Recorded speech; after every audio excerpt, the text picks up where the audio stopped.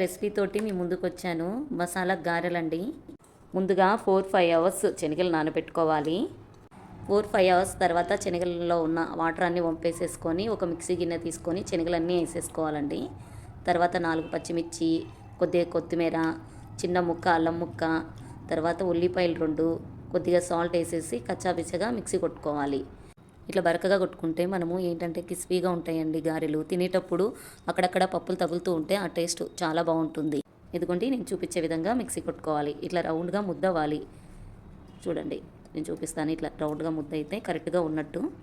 Stove వెలిగించుకొని బాండిల్ పెట్టుకొని oil పోసుకోవాలి. డీప్ ఫ్రై సరిపోయేంత ఆయిల్ పోసుకోవాలి. మందంగా ఉండే కవర్ తీసుకోవాలి. కవర్కి వాటర్ అద్దుతూ బాల్ రౌండ్గా చేసేసుకొని ఆ కవర్ పైన పెట్టేసుకొని ఇలా ప్లేట్ చేసేసి వేయడమే. ఒక్కొక్కటిగా వేసేసుకోవాలి. అన్నీ ఇలా వేసేసుకొని ఒక వైపుకి టర్న్ చేసేసుకోవాలి. గోల్డెన్ కలర్ వచ్చేంత వరకు ఫ్రై చేసేసుకోవాలి. ఇదిగోండి ఈ కలర్ రావాలి. ఫ్రై అయిపోయాయి. టేస్టీగా ఉండే శనగల గారెలు రెడీ అయిపోయాయి. చికెన్ కర్రీలకు కానీ మటన్ కర్రీలకు కానీ చాలా బాగుంటాయండి. ప్లెయిన్గా తిన్నా కూడా చాలా బాగుంటాయి. మన ఛానల్లో చికెన్ కర్రీ, మటన్ కర్రీ చేసామండి. కింద మెన్షన్ చేశాను చూడండి.